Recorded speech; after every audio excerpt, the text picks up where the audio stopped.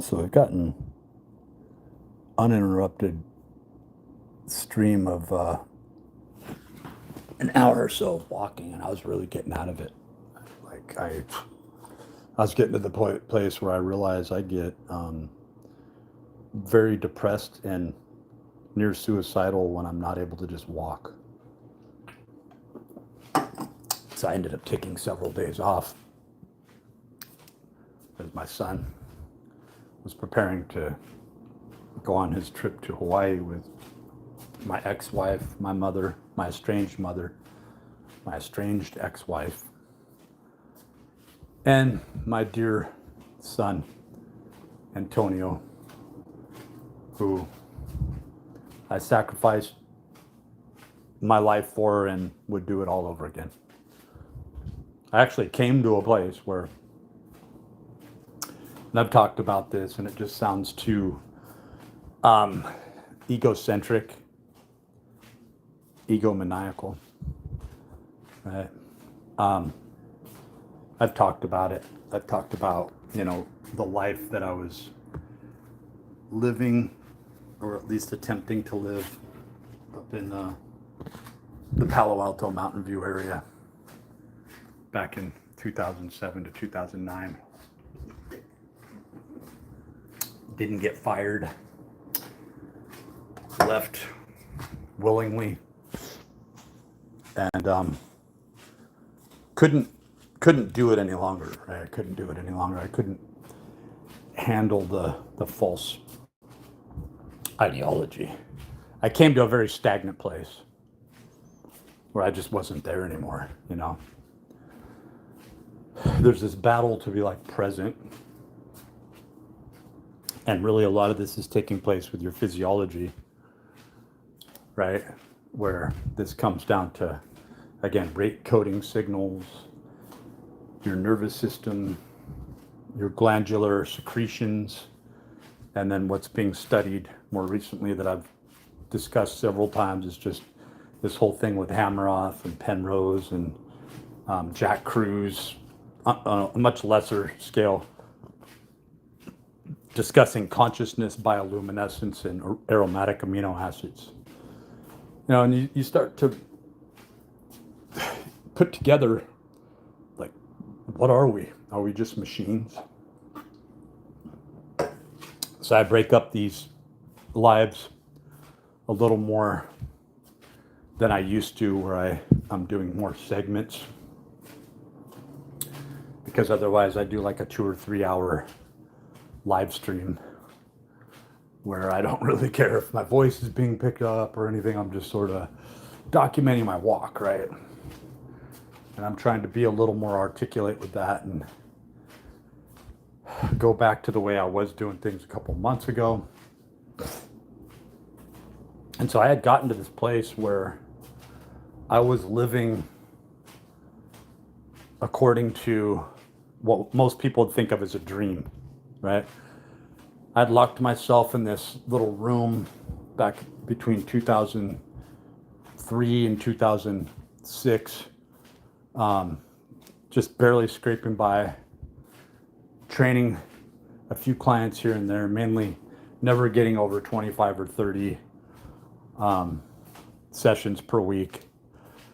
Ended up actually getting, I was about to get let go of from the place that I worked as a private contractor because my ex-wife would lie to me and act like she needed help with bills, and she would do it when she saw that I was like when you have somebody who's a histrionic and borderline and has their executive thought process and the deviant behavior of what they can get away with, right, in check. When you have this very diabolical thinker, well, that's what I was dealing with. Someone who would leverage my children, kick them out of the house oftentimes. I would scramble around, so she would kick up this drama and chaos. So as soon as I would be doing really well, she would use the kids, right, against me. There was a time where I tried this on and I went, you know what? I'm going to have to grow up and stop being so reactive and stop being such a bleeding heart. And like, if there's a will, there's a way. That's what I used to say to clients of mine, right? And that if I just stuck in there and got more money power, more credit power, more paper worthy, I would be able to offset all the issues, right? And of course, that never works. And it only perpetuates issues and problems, because then Uncle Sam dips in. I remember looking at my checks, and I had done all this work to make thousands more per month. Like, I started making an extra $3,000 or $4,000 on top of what I was already making, thinking I was doing pretty decent, right? And suddenly, I'm looking at my check.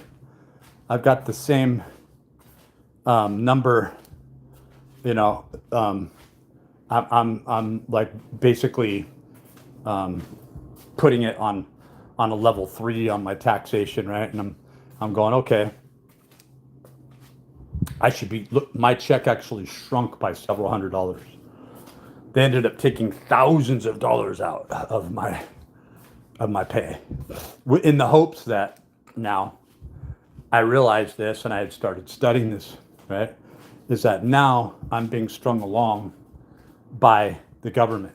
Now I'm going to get a huge amount of money back at the end of the year if I stay at my job, if I allow them to essentially just control my money to where I can't have the majority of my money that would make all the difference in my life, right?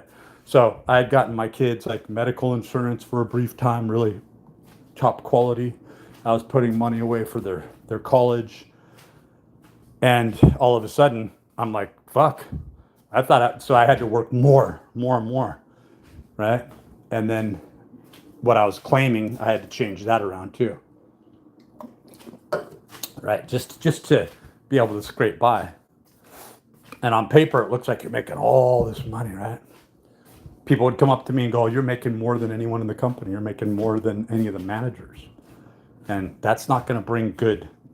This manager that I worked with was really being candid with me. He goes, look, maybe you want to tone it down, is what he's kind of like saying. Like, dude, you're on the chopping block. Like, everybody's aware of you in the whole company. And when you're making more than all the managers, and this is a pretty successful company and everybody's driving their BMWs to work and all that, you're on the chopping block, you know? Like, you got the red dot, and that's exactly what happened. I ended up getting sent home for sexual harassment, and they couldn't say anything. They couldn't prove anything. It was bizarre. It was a bizarre situation. I was having this conversation with somebody who was being really crude, and then I was sort of going along with it, and that wasn't the thing to do, right? Like, you're put in these situations where you have these multimillionaires who come in and they think they can talk any way they want and do whatever they want, right? And then they befriend you and want to be your buddy. And all of a sudden, you're in this situation where this person who's paying to be with you, you're being seen as one of their, like, they have to pay for everybody that they hang out with or that they're spending time with. This bizarre situation. So people always cross that line with me where they're inviting me to places. They really liked me or whatever. Or at least like the personification that I represented, right? So I would get in this situation where suddenly these lawyers are trying to take me down, and they're these like high power lawyers, because I had this one kid, who wasn't a kid, but he might as well have been, who was essentially like, when you say that somebody is what do they call that, a trust fund kid, right? Well, these were beyond that. This is one of the original investors in Starbucks. So the kids had an enormous amount of wealth, and I mean, this guy, when he was young, he went off to get private lessons from freaking Michael Jordan, right? Like this type of shit, right? So you got these people who, when you're trying to get them to exercise any sort of personal will, they get angry with you. If they've never had to do this, i.e., do a really difficult diet, cut back on carbohydrates, they want to buy everything. They want everything just handed to them, right? But they've never developed any ability or any executive neocortical processes to understand what it is they're doing and why, right? So my education was really not all the certifications, courses that I was taking, not the proctored exams that I'd have to sit down for and pass. Very difficult. One of them was like administered, the tier 2 exam was administered by this guy who was an acting professor over at Stanford. He was just an interim professor for like a kinesiology department. And I think that he was like actually let go of for doing this. I'm not sure, but he took an actual higher tier kinesiology exam and had us take that for the tier exam, and I passed it. And it basically matched and married all the different pathologies. Well, really these muscle synergies between certain movement patterns and with what the firing pattern would be. And some of them were like more complex movement patterns that got into biomechanics and so forth. I didn't know how to spell any of that shit. But he's like, no, you passed it all. I can see that you have the understanding. He's like, you did better than most of the people that I'm actually teaching. And you'd be surprised. He goes, some of those kids spell worse than you do, right? But he's like, yeah, it doesn't matter how you're spelling. And it's not like you're going to college for this. So, but you just passed this higher tier exam and congratulations. Yeah. So that got me up into a higher bracket where I was now earning like $15-20 more per hour. A lot of the bonuses that I was making were like every quarter, I would win this bonus for my club. And, taking the lead and getting these awards every single month for about 18 months straight, where I'd get like $2,200 every four months. They started cutting out all sorts of perks and bonuses and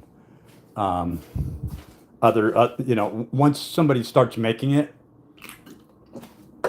they want to use it as this sort of carrot to dangle in front of you. And I started to see, wow, this company is a real corrupt company.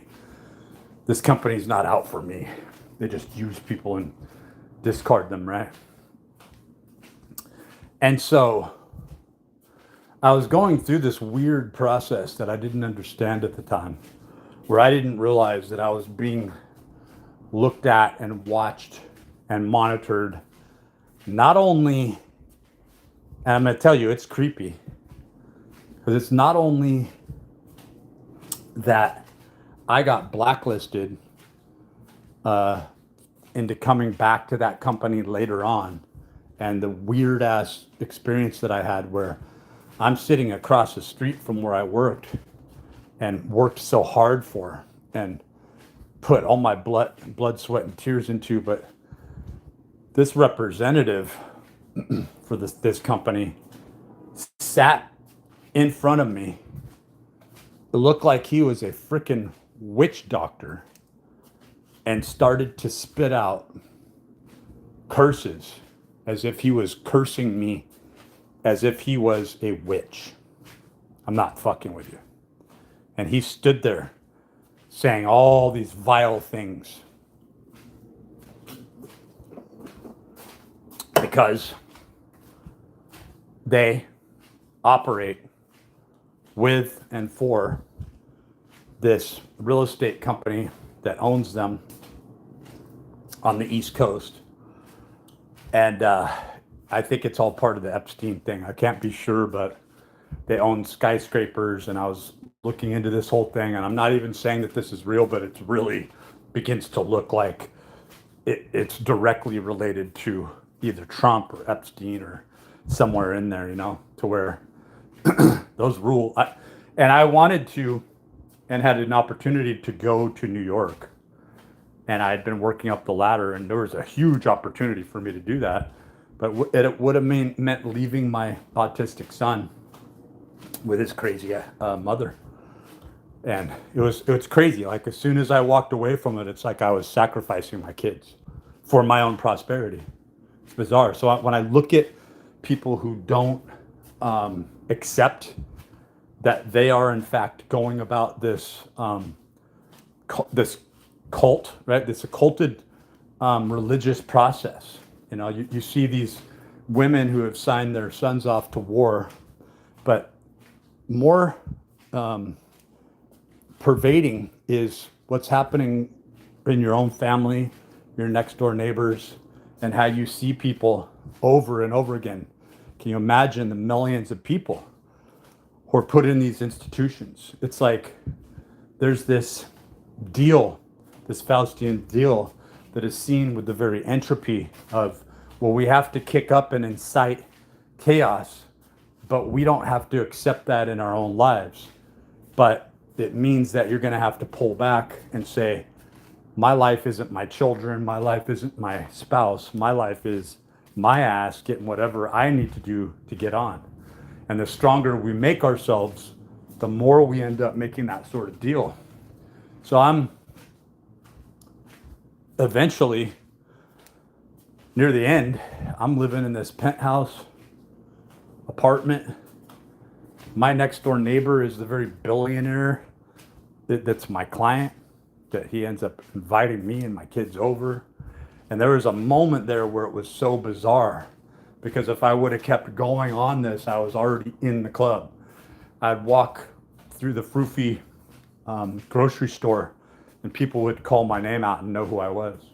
It was like I was already in the club. But it meant that these provisional hiccups, this unattractive past history, well, it was more than willing to wipe it away.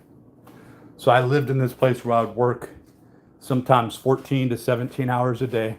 I'm not embellishing at all. I actually won a lawsuit that claimed that I worked over 17.1 hours a day was my average. I gave it everything. I was training myself on top of that. I was trying to have a relationship, and I was trying to juggle time with my kids. And my son, in that time, degraded so critically, and he was getting no care.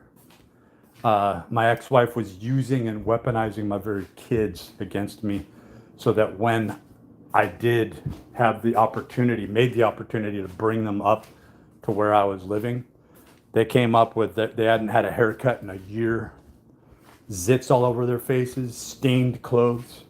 And this is somebody who did this intentionally because she had just gotten hundreds of thousands of dollars, right? She didn't want to lose. She didn't want to feel like somebody got healthy and got away from her, right? So next thing I know, she's kicking the kids out, telling them to get the F out of the house just for standing up for me, right? So you can understand at least a little bit of why it's very disheartening that at this juncture they're going along with her on a trip to Hawaii. Now nobody has.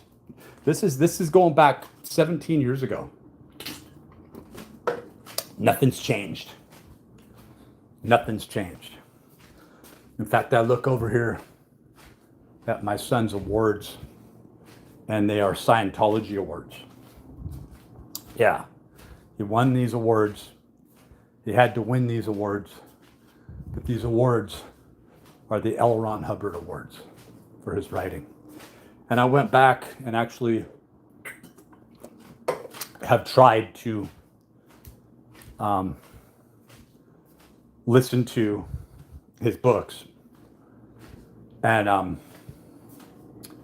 don't have anything to say. I really don't. But after all that, I wanted to write myself. About 15 years ago, I wanted to write, all right? And so I started trying to write about the reality of what's going on, and everything was in my way. to stop me. I've owned Bitcoin, Shiba Inu, learned about cryptocurrency. I mean, we're talking over 10 years, like around 8 years ago, right? Started getting into this. And something would come along with that was like so unexpected and so diabolical to where I would have to sell my cryptocurrency holdings. And now they'd be worth, I mean, even back then they were worth hundreds of thousands. Now, you know, just those alone would have made me, I had like 4,000 or 5,000 Cardano.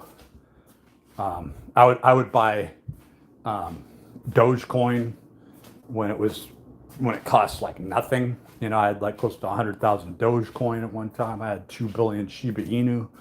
I mean, the list goes on and on. I understood for the most part what was going on, how these worked, followed it, you know, every second of the day.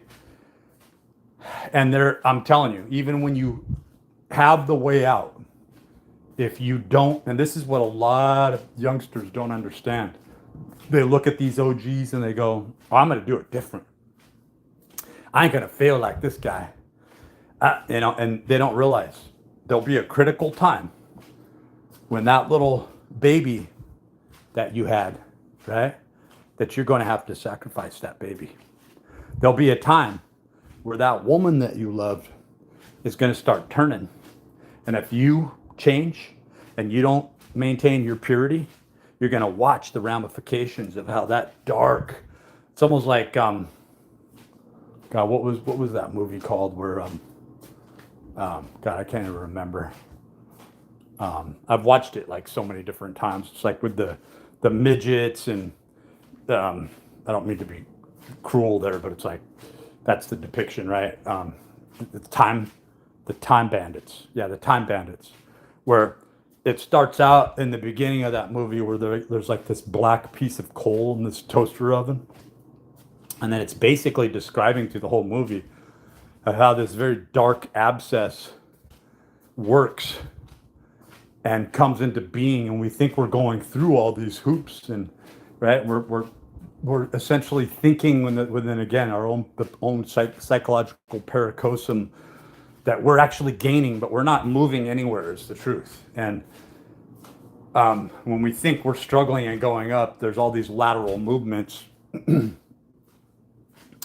And then at the end of the movie, it ends with them bringing out this toaster oven, and it was, I don't know, it was like John Cleese or something, but it was brought out by one of the characters, almost like Wizard of Oz, that existed in the storyline, to where one of the main like firefighters or whatever that brought out this toaster oven with this burning dark matter, this dark energy, right?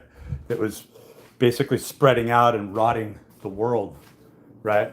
Would have to be seen as an abscess, right? In other words, there was this critical junction point where somebody was either going to sell themselves or sell out the world, right?